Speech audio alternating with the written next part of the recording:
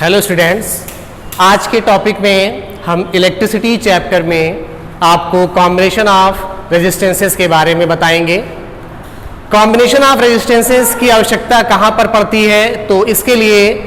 आप ये समझ लें कि आज के इस डेली लाइफ में जितने भी हम अप्लायंसेस यूज़ करते हैं, चाहे वो हमारी हाउस होल्ड सर्किट से लेकर के कोई भी हमारे इंस्ट्रूमेंट हो, उन सभी में कहीं ना कहीं इसका उपयोग हमें देखने को मिलता है।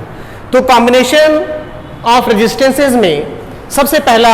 जो प्रकार है वह है सीरीज कॉम्बिनेशन का, और जो दूसरा है वह है पैरेलल कॉम्बिनेशन। तो सीरीज कॉम्बिनेशन और पैरेलल कॉम्बिनेशन एक तरह से इसका डेरिवेशन है। इसमें जितने भी रेजिस्टेंसेस आपको ऐड करने होते हैं उनका एक इक्विवेलेंट रेजिस्टेंस निकालना पड़ता है, जिसका डेरिवेशन हम आपको बताएंगे इन दोनों कॉम्बिनेशन के माध्यम से। तो सबसे पहले आते हैं हम सीरीज कॉम्बिनेशन में, जिसको हम हिंदी में श्रेणी क्रम संयोजन बोलते हैं। आपको चित्र में हम समझा देते हैं कि जैसे इस चित्र में तीन रेजिस्टेंसेस जिनको R1, R2, R3 के रूप में मैंने डिनोट किया है, और इसमें पहले रेजिस्टेंस के सिरे A से और आखिरी रेजिस्टेंस R3 के सिरे B को, इसमें हर एक रेजिस्टेंस का जो अंतिम सिरा है वो दूसरे रेजिस्टेंस या अगले रेजिस्टेंस के पहले सिरे से हम जोड़ते हुए चलते हैं, और इसी क्रम में हमें आगे बढ़ते जाना होता है, चाहे वो रेजिस्टेंस 3 हो, 4 हो या कई हो। तो इस प्रकार से हमने देखा चित्र में कि तीन रेजिस्टेंसेस R1, R2, R3 श्रेणी क्रम में संयोजित किए गए हैं,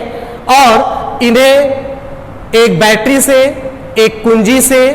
और जिसमें से बैटरी ऑन होने पर, कुंजी ऑन होने पर बैटरी से I धारा प्रवाहित हो रही है, जो A सिरे से होते हुए B सिरे तक आ रही है, और अमीटर के थ्रू यह रीडिंग कितनी धारा प्रवाहित हो रही है इसको हम यहां पर मेजर कर सकते हैं। चूंकि हमने A और B के बीच में रेजिस्टेंसेस को जोड़ा है, तो इसमें इन तीनों रेजिस्टेंसेस के बीच का जो एक तरह से जो इसका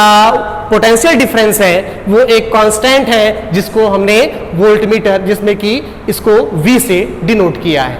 तो इस प्रकार से अब हम इसके प्रूविंग में आते हैं, इसके डेरिवेशन में आते हैं, किस प्रकार से इसको ड्राइव करेंगे। हमें यहां पर जो एज अ पोटेंशियल डिफरेंस मिल रहा है from A to B, potential difference remains V, जिसको हम टोटल पोटेंशियल डिफरेंस के रूप में डिनोट करेंगे as V is equal to V1 plus V2 plus V3। जैसा कि हम जान रहे हैं कि इन तीनों रेजिस्टेंस में जो करंट फ्लो हो रहा है वो I ही फ्लो हो रहा है। इसमें श्रेणी क्रम में करंट का मान सदैव नियत रहता है, ये मैंने आपको नोट्स में भी बताया था। तो धारा के नियत होने पर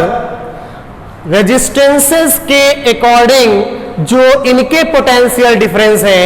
ये अलग अलग होंगे, और ये अलग अलग होने का मतलब जो मैंने V1, V2 और V3 लेट किया है, तो अकॉर्डिंग टू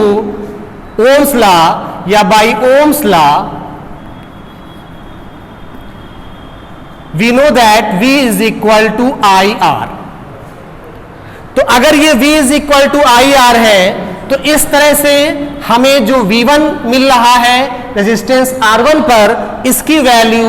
IR1 होगी। इसी प्रकार जो हमें R2 रेजिस्टेंस से पोटेंशियल डिफरेंस मिल रहा है वो आपका IR2, और जो यहां पर आपका R3 रेजिस्टेंस पर पोटेंशियल डिफरेंस मिल रहा है वो आपका IR3 होगा। अब हम अगर इस पोटेंशियल डिफरेंस को टोटल जो हमारा V है इसकी वैल्यू V1, V2 और V3 के रूप में अगर हमें ये वैल्यूज मिली है, यानी हर एक रेजिस्टेंस पर पोटेंशियल डिफरेंस अगर ये है, तो इनका सम्मिलित रूप से अगर हम इनकी वैल्यूज को समीकरण 1 में अगर हम इसको रख देते हैं तो हमें इसकी वैल्यू क्या मिलेगी? तो now from equation first we get V is equal to IR1 plus IR2 plus IR3. Taking I as common, now we will get in bracket R1 plus R2 plus R3, that is equal to V. Since V is equal to IR by Ohm's law, now we can put V is equal to IR is equal to I into R1 plus R2 plus R3. Now cancel both I, then we will get R is equal to R1 plus R2 plus R3.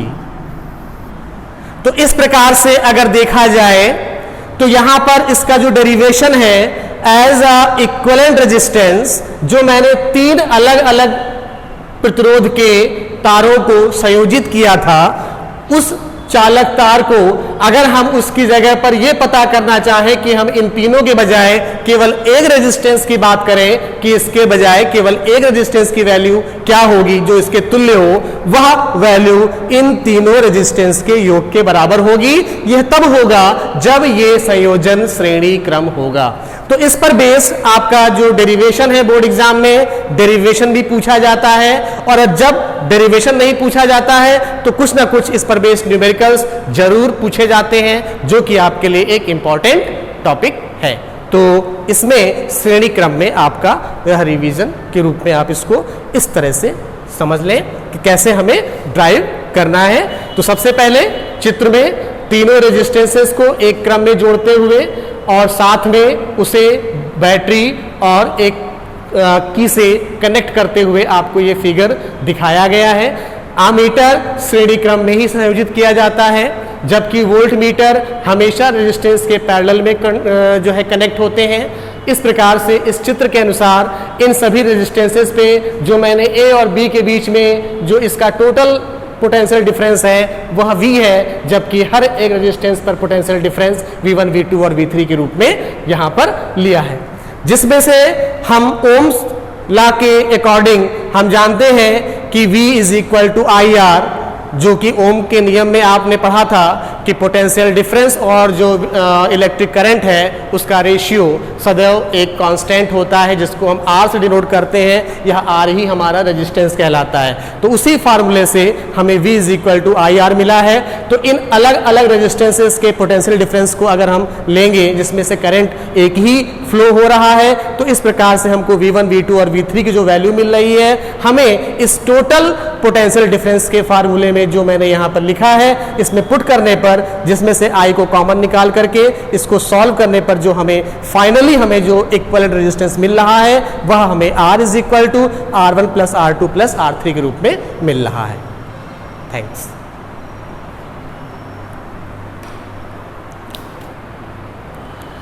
अब इसके दूसरे video में, दूसरे topic में, जिसमें कि parallel combination के बारे में आपको हम इसका डेरिवेशन बताएंगे। पैरेलल, जैसा कि आप लोगों ने समझ रखा है, पैरेलल का अर्थ होता है समांतर। कोई भी रेखाएं आपस में समांतर कब होती हैं? ये तो मैथ का नियम है, उनके बीच की अगर दूरी बराबर होती है। यहां पर समांतर क्रम बोला गया है,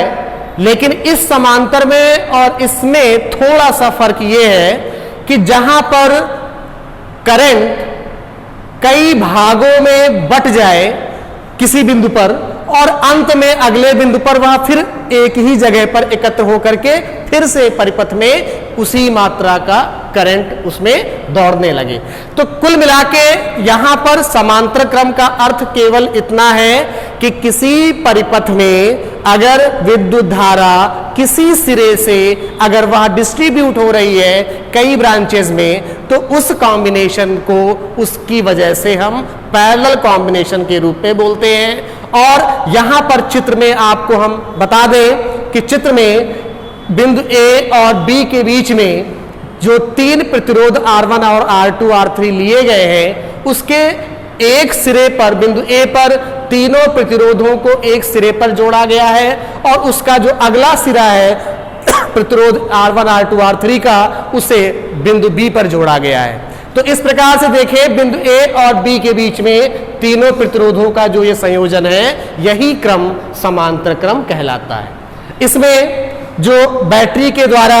करंट प्रवाहित हो रही है, उस धारा का मान I है और इस प्रकार से बिंदु ए पर, यानी यहां तक तो I है, और लेकिन जैसे बिंदु ए पर पहुंचता है, वह तीन भागों में, तीन ब्रांचेस में बट करके R1 में करंट I1, R2 में करंट I2 और R3 में करंट I3 के रूप में फ्लो होता है। और इसी प्रकार वह बिंदु B तक यह तीनों I1, I2 और I3 इसी रूप में फ्लो होते हैं और जैसे ही बिंदु B पर पहुंचता है, धारा का मान फिर से I हो जाता है, जो उसका मूल धारा था। तो इस प्रकार यहां पे करंट डिस्ट्रीब्यूट हुआ, लेकिन पोटेंशियल डिफरेंस केवल इन तीनों का वह कांस्टेंट है। श्रेणी क्रम में करंट कांस्टेंट होता है, जबकि पैरेलल कॉम्बिनेशन में, समांतर क्रम में आपका पोटेंशियल डिफरेंस कांस्टेंट होता है। ठीक है, तो अब यहां पर करंट को हम इसमें तीन भागों में, जो I1, I2 और I3 के रूप में बट रहे हैं, तो इस प्रकार से हमें जो विद्युत धारा ए से बी के बीच में प्राप्त हो रही है इस चित्र में, वह टोटल करंट I के रूप में I1 plus I2 plus I3 के रूप में प्राप्त हो रही है। जबकि whereas पोटेंशियल डिफरेंस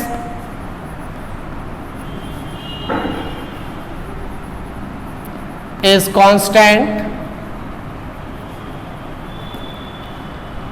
जबकि पोटेंशियल डिफरेंस इनका ए और बी के बीच में सिरों का जो विभवांतर है वह कांस्टेंट है, वह नियत है। इस आधार पे हम अगर बाय ओम्स लॉ अगर हम कहें, तो हमें ओम के नियमानुसार हम जानते हैं कि V upon I is equal to R होता है। हमें यहां पर करंट के अनुसार I1, I2 और I3 का मान निकालना है, जिसमें कि पोटेंशियल डिफरेंस को कांस्टेंट बोला गया है। तो इस प्रकार से अगर हम इसकी बात करें, V को कांस्टेंट रख करके I की वैल्यू को निकालें R1, R2, R3 के टर्म्स में, तो हमें क्या मिलेगा? तो by I is equal to, यहां पर ये क्रॉस मल्टीप्लाई करके इसको अगर हम सॉल्व करते हैं तो हमें I into R is equal to V, so I is equal to V by R. तो इस हिसाब से अगर हम करंट I1 की बात करें तो हमें I1 is equal to V upon R two, इसी तरह से I2 is equal to V upon R two, और इसी तरह से I3 is equal to V upon R three. इसमें देख रहे हैं कि आपको V कांस्टेंट आपको मिल रहा है, बाकी रेजिस्टेंसेस और जो करंट है वे उसके रिस्पेक्ट में अलग अलग है। अब हम इन वैल्यूज को इक्वेशन फर्स्ट में अगर हम पुट करते हैं, तो putting value of I1, I2 and I3 in equation first we get, अगर हम इसकी वैल्यू को इस इक्वेशन में पुट करें तो हमें क्या मिलता है? हम प्राप्त करते हैं कि I is equal to V upon R1 plus V upon R2 plus V upon R3, और I is equal to V common निकालें, that is 1 upon R1 plus 1 upon R2 plus 1 upon R3। और अगर हम इसको इस side ले आए तो हमें वैल्यू क्या मिलेगी? या ओम्स लॉ से अगर हम I की वैल्यू को निकालेंगे तो I is equal to V by R हम लिख सकते हैं। तो by Ohm's law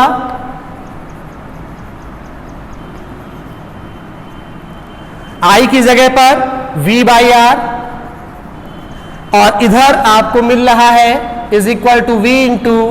1/R1 plus 1/R2 plus 1/R3। इस तरह से देखा जाए दोनों में भी दोनों साइड से कैंसिल हो जाएगा, इक्वल है, तो हमको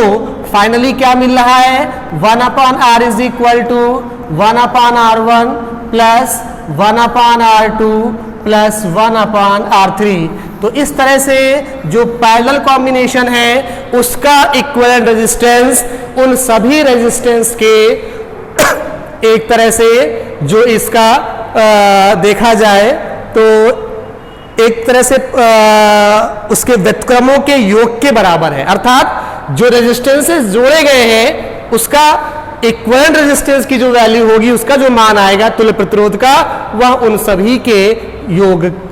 उन सभी के अनुसार उसका योगफल उससे कम होगा। ठीक है, चूंकि यह उनके व्युत्क्रमों के योग के बराबर होता है। तो इस प्रकार से इसके डेरिवेशन में आपको